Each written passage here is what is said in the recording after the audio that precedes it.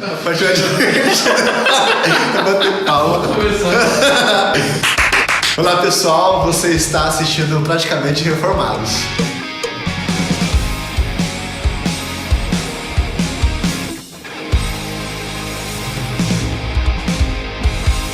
Hoje nós vamos começar nossos estudos, nossos temas. Estou aqui eu, Paulo Romão, junto com o Vitor.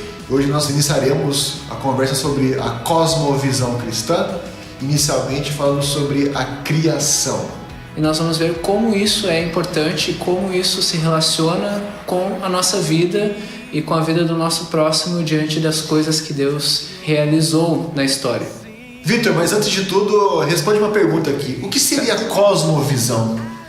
Cosmovisão é um termo filosófico. Ele surgiu lá no tempo do Iluminismo a respeito de como nós vemos o mundo ao nosso redor. Por isso, cosmovisão, ou então visão de mundo, é como nós pegamos algum pressuposto, algum princípio para falarmos a respeito de conceitos, a respeito de classificações ou de categorias, se preferir, para dar significado ao mundo em que nós estamos inseridos. Isso, então todo mundo tem uma cosmovisão, todo mundo tem um óculos que a partir desse óculos ele enxerga o mundo, certo? Exatamente. Isso. Todo mundo tem uma cosmovisão, todo mundo tem, por mais que ela não tenha um conceito claro a respeito de como ela se vê no mundo, como ela vê o outro no mundo, todo mundo usa óculos.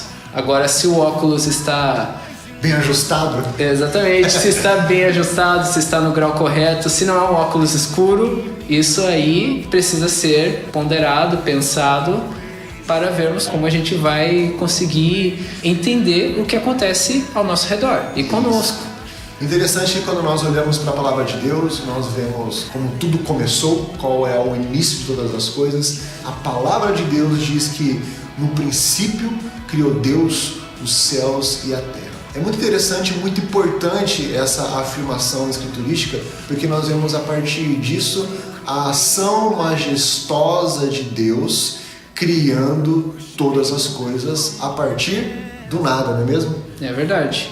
Tanto que a própria ideia de dizer no princípio já pressupõe que Deus estava antes do princípio. Ou seja, Deus ele é um ser eterno. A eternidade é algo que é intrínseco a ele, é algo que é da natureza dele. E somente um ser que é eterno pode, de fato, trazer todas as coisas para a existência. E de fato até o salmista, no seu Salmo 90, ele declara que de eternidade em eternidade Deus sempre existiu. Então, diferente da criação que precisa de alguma coisa acima dela para criá-la, Deus não precisa de nada para criá-lo, porque sempre ele existiu, né? Por isso que nós podemos dizer que Deus está acima da criação e acima de todas as coisas, né? E é a partir dessa criação que ele se relaciona com a sua obra, não é mesmo? Exatamente. E é interessante também quando nós falamos a respeito de Deus, a palavra Deus, ela tem também um significado e isso depende também da nossa visão de mundo. Deus, ele é um ser que é três pessoas: Pai, Filho, Jesus, como a Bíblia vai deixar claro o resto da sua escritura, e nós vamos ver isso nos próximos vídeos, e o Espírito Santo. Deus não é uma entidade sem significado, ele não é a natureza, ele não é o acaso, ele não é uma coisa que surgiu, programou o universo como um relojoeiro cego e fugiu do universo. Não, ele é o criador do universo, ele mantém o universo como ele criou, claro, dadas as suas circunstâncias atuais hoje por causa do pecado, que nós vamos ver no segundo vídeo, mas ele está no universo, agindo no universo, as três pessoas da Trindade, e é esse Deus que estava lá antes de dizer no princípio. E que é desse Deus que surgem todas as coisas. Ele é a essência antes da existência e não ao contrário, como alguns filósofos atualmente falam. Lembrando que, por mais que são três pessoas, em essência é um só, né? Existe uma complexidade no entendimento, mas nós não podemos excluir essa verdade. Tanto que em Romanos capítulo 8 nós podemos ver toda essa distinção das três pessoas, mas sendo um único Deus. E essa essência divina, criando todas as coisas a partir do nada, também criou o homem à sua imagem e à sua semelhança, né? Ele criou um ser humano para se relacionar com ele. E esse é algo extremamente importante, porque a palavra de Deus em Gênesis diz que apenas o homem foi criado à imagem e semelhança de Deus. Apenas o homem foi criado para se relacionar com Deus, né? Interessante que o relato de Gênesis também dá outras informações sobre essa interação entre Deus e o homem, não é mesmo? É verdade, Paulo. Inclusive pelo próprio fato de que o próprio Deus, ele é uma pessoa, né? Ele é uma pessoa que pensa, que projeta, que realiza e que entre eles mesmos, Pai, Filho e Espírito Santo, eles decidem todas as coisas, eles realizam todas as coisas e eles decidiram criar o homem à sua imagem e semelhança e criar o homem e a mulher, de forma que os dois são imagem e semelhança. Diante de Deus, tanto o homem quanto a mulher têm valor por serem imagem e semelhança de Deus. E não há aquela questão, já é excluída, já de fato, a questão de guerra dos sexos, que surge muito hoje em dia, na questão do machismo, do feminismo. Interessante que a palavra de Deus, destruindo essa guerra de sexo, no primeiro capítulo, no versículo 28, diz que tanto o homem quanto a mulher tinham que sujeitar a terra. O objetivo não era só para o homem ou só para a mulher, mas os dois tinham que dominar essa terra, né? E essa é a questão. O homem foi criado para ser o mordomo da criação de Deus, para cuidar dessa criação de Deus e ao mesmo tempo ter um relacionamento verdadeiro com Deus. A palavra de Deus diz que toda a viração do dia o homem estava com Deus, estava tendo um relacionamento verdadeiro com Deus. Isso é maravilhoso, isso é perfeito. Só que Deus deu uma condição para o homem, não é verdade? Lá no meio do jardim. É o famoso pacto de obras que a gente sempre menciona na teologia reformada, que é basicamente o seguinte: o homem, ele podia desfrutar de todas as delícias do jardim do Éden, exceto comer do fruto da árvore do conhecimento do bem e do mal, porque o próprio Deus disse: se você isso fizer, certamente você morrerá. Que é exatamente para deixar claro a condição de Deus para que esse relacionamento se estendesse por toda a eternidade. Isso, pacto de obras, porque o homem tinha condição, a partir das suas ações, de agradar a Deus. Então, se ele fosse obediente em cumprir aquilo que Deus mandou ele fazer e não fazer, ele estava tendo um relacionamento verdadeiro com Deus. Então, diante de tudo isso, diante de toda essa informação, o que isso tem a ver com a minha vida? Qual que é a prática de saber que Deus criou todas as coisas a partir do nada e colocou um homem no jardim, a sua imagem, a sua semelhança, para ter um relacionamento com Deus? O que isso afeta na minha vida?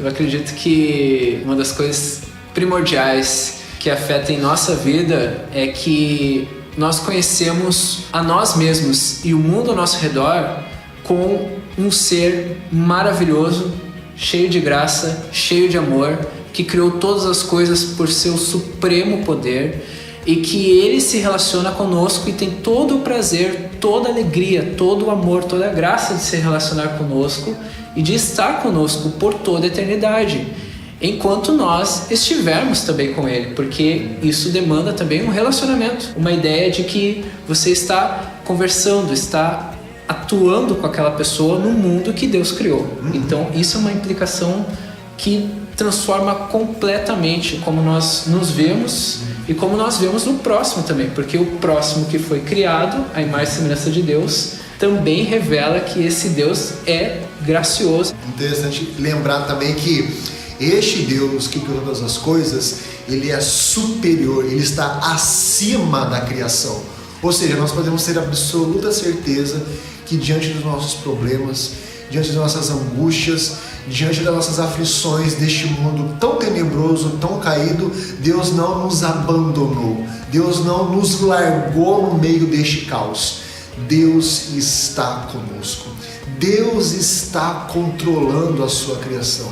E por mais que houve a queda, é o que nós vamos ver no próximo vídeo, nada saiu do controle de Deus. Mas nós podemos ter a certeza que não importa a situação, Deus está no controle. está no controle e querendo se relacionar conosco. Outra implicação para o homem e para a mulher é que eles têm valor diante de Deus, porque são a imagem e semelhança de Deus. O homem, ele desenvolve toda a sua masculinidade quando ele se aproxima de Deus, que foi quem o criou. E da mesma forma a mulher também desenvolve a sua feminilidade ao se aproximar de Deus. É Deus que criou esse homem e essa mulher, e ela não vai encontrar em nenhum outro lugar, em nenhuma outra visão de mundo, tanto valor. E isso nós vemos em todo lugar, isso nós vemos em todo o mundo, porque Deus se manifesta dessa forma com sua graça comum, que também é uma outra implicação. Exatamente. Nós vemos a graça comum de Deus, Ele cuidando da sua criação. Nós vemos que tanto aquelas pessoas que se relacionam com Deus, quanto aquelas pessoas que não se relacionam com Deus, recebem bênção de Deus. Por exemplo, sol, chuva, as estações do ano, Deus sustentando a sua criação e até mesmo dando vida a nós, é uma forma de demonstrar a sua graça comum, a sua graça para tudo aquilo que Ele criou. Ele cuida, Ele governa daquilo que Ele fez. Ele não abandonou a gente, né? Ele está cuidando da sua criação, porque Ele disse que tudo era muito bom. A sua criação era muito boa. O homem era muito bom. O problema de toda a criação reside exclusivamente no pecado, na queda do homem. O homem caiu, o homem desobedeceu e com isso gerou sérios problemas muito profundos que nós iremos ver no próximo vídeo. Exatamente, Paulo. Nós vamos ver como a Bíblia responde o problema do mal no mundo, o problema de vermos tanta coisa ruim acontecendo no mundo que foi criado bom. Sim, exatamente. Bom, encerrando o nosso vídeo de hoje, nós queremos pedir que você se inscreva no nosso canal, ative o sininho, as notificações, né? Compartilhe para os seus amigos o nosso canal e aí embaixo coloque os seus comentários, diga aí o que você entende sobre a criação, né? Ou coloque as suas dúvidas sobre o que nós conversamos hoje no vídeo, porque no final da série nós responderemos todas as suas perguntas, ok? Então fique o nosso abraço, Deus abençoe e até mais. Até mais!